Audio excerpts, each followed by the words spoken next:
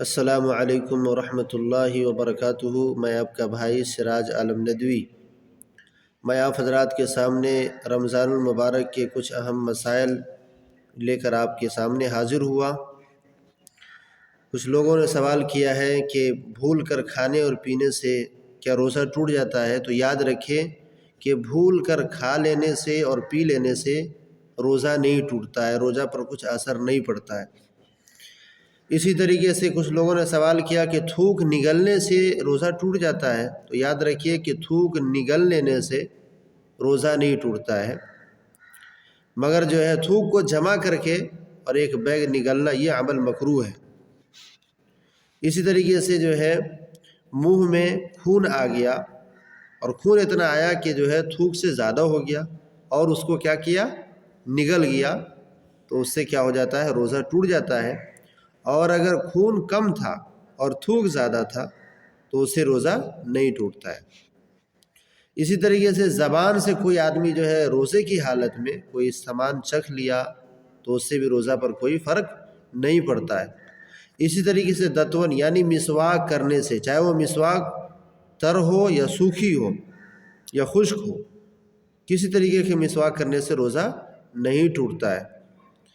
اسی طریقے سے کسی شخص نے اپنا خون کسی کو دیا یا خون لیا یا انجیکشن لگوایا تو ان تینوں صورتوں میں روزہ نہیں ٹوٹتا ہے، مگر جو ہے بلا ضرورت، بلا سخت ضرورت کے ایسا عمل کرنا مکروہ ہے۔